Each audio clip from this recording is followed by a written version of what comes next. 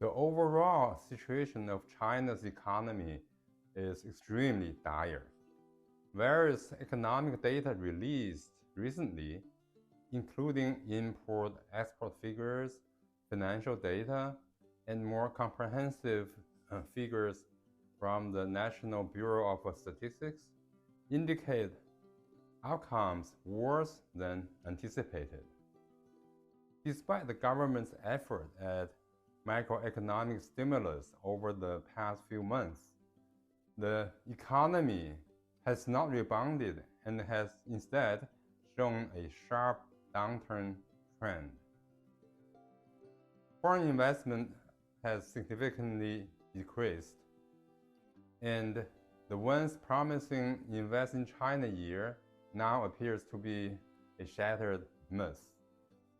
In analyzing China's economy, the most critical question to address is the extent to which this economic downturn is cyclical or more deeply rooted in systematic issues.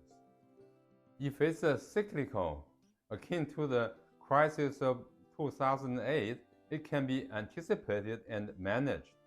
For instance, the Chinese government back then implemented a 4 trillion yuan stimulus package, similar to the quantitative easing pursued by the United States to stimulate investment and consumption. However, if the problem is more fundamental, such as Chinese citizens growing tired of the one-party rule model, especially when foreign countries begin rejecting this model, then it's not merely a cyclical issue. It is becoming increasingly clear that this is not primarily a cyclical problem. All major economies are curbing inflation, while China is facing deflation. Instead, the CCP has deceived the world for many years, and now it seems that the world's tolerance has reached a critical point. Many countries are saying this cannot continue and the CCP can no longer deceive us. I have consistently cautioned against underestimating the CCP's ability to deceive the world or the Chinese people's resilience, particularly since the CCP's control over the nation's resources has transformed China into a giant corporation that can operate agilely on the international stage, as well as equip its companies with resources to compete internationally. Many scholars on China have thought that I was exaggerating the power of the CCP's unified system. Yet even now, I believe that the CCP is facing substantial trouble, primarily of structural nature and a lack of credibility, as well as opposition to this system by many major democracies.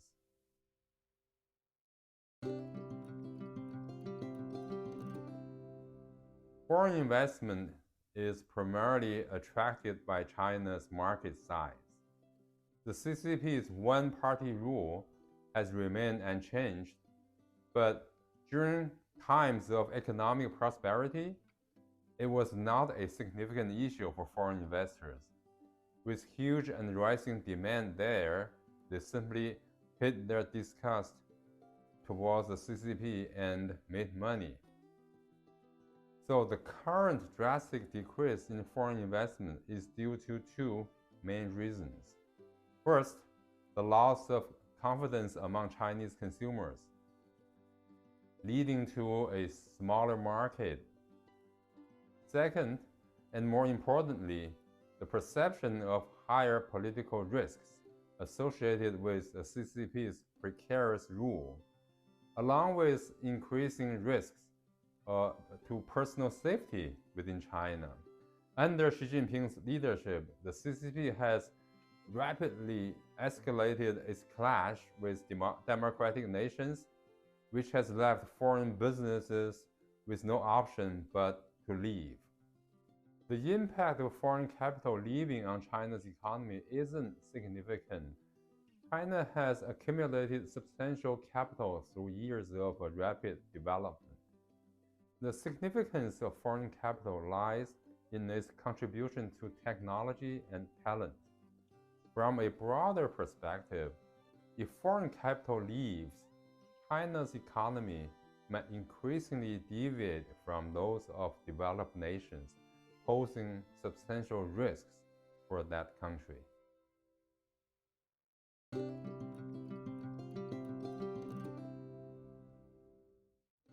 The biggest weakness of a dictator is not recognizing their own weaknesses. He would never acknowledge that people lack confidence in him, let alone take steps to remedy that lack of trust. On the contrary, his approach often involves further eroding people's trust in him. Without recognizing his own weaknesses, how could he possibly find solutions? The only solution he knows is the carrot and stick strategy. In recent years, he has used the stick a lot. Now is the time to hand out a few carrots. The CCP is adept at this strategy. When the economy is doing well, it squeezes profits from private firms. When the economy falters, it humbles itself to court these business people. Of course, most business owners, especially Wall Street investors, tended to remember the carrots and forget the sticks. So this strategy worked well. After being clubbed severely so many times, however, even these money-seeking creatures can't take the beating anymore and have started to leave. The trouble with a highly concentrated model is that those at the lower levels must discern the intentions of the highest level in order to propose feasible solutions. Without knowing the inclination of the leader, their proposals have a high chance of going awry, and they would lose their years of accumulated status and benefits and even go to jail.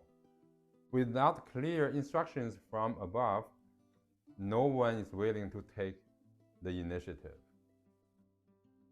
Another problem with this model is that once the intentions of the top leader are understood, the intention will be amplified at each lower level until it becomes a policy tsunami, leading to excessive measures. This is why top leaders are cautious about expressing their opinions directly. Hence, the China model is inherently inefficient in seeking solutions to new problems, as it requires innovation and competition among different ideas, which the CCP prohibits.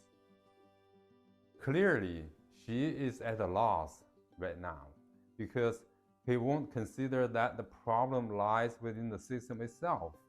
He remains confident in the system.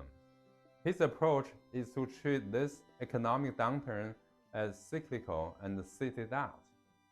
Meanwhile, he's resorting to the CCP's old trick, blaming the downturn on American imperialism and reactionary forces worldwide.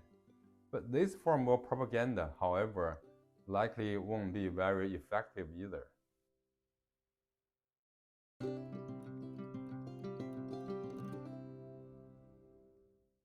It is unfair to say that the CCP did nothing to stimulate the economy. It recently introduced 24 guidelines to encourage foreign investments, but these measures are not even old wine in the new bottle. They are old wine in the old bottle. Below is my take on the guidelines. Urging foreign capital to come. This is largely a fantasy. Inviting foreigners to invest in biomedical industry. They have to be kidding. After China spread the coronavirus globally, who would help China in that industry? Providing virtual private networks for foreign companies to overcome China's Great Firewall. What a joke! It is shameful for the CCP to deprive people of their information freedom. And now the CCP extorts allowing foreigners to access the internet as a favor? Enhancing intellectual property protection. This is asking the fox to guard the chickens. Offering convenient permanent residency to foreign employees.